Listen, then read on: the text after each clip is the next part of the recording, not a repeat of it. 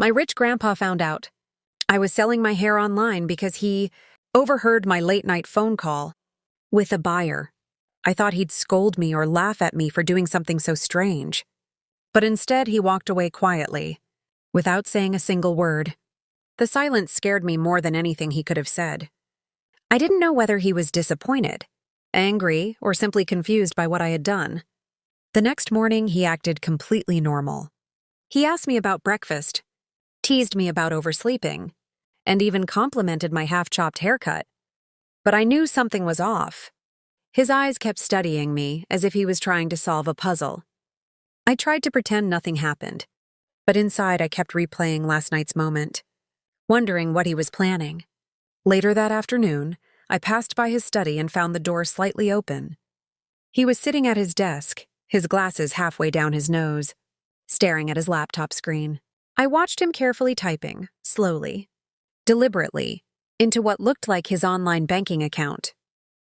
My heart skipped a beat when I heard him say under his breath, "If she thinks she needs money badly enough to sell her hair, then fine. I'll handle it my way." I panicked.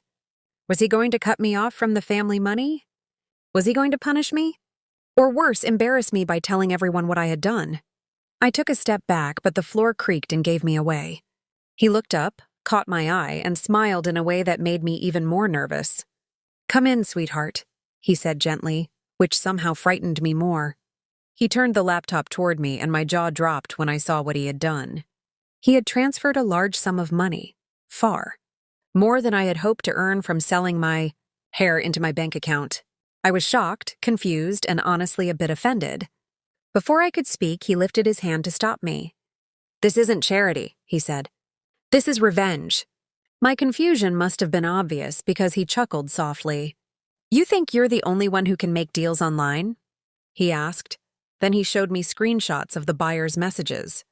Somehow, without telling me, he had tracked down the person who bought my hair. And he didn't just buy it back. He paid triple the price just to send a message. Nobody gets to profit from my granddaughter's desperation but me. I stared at him in disbelief, half laughing and half horrified. "Grandpa, that's not how revenge works," I said. But he shook his head and tapped his temple proudly. "Revenge doesn't always mean hurting someone," he explained. "Sometimes it means outsmarting them so they know not to mess with your family again." Later that evening, he placed a small wrapped box in my hands. Inside was the neatly braided lock of hair I had sold, tied with a velvet ribbon. "Keep this," he said softly.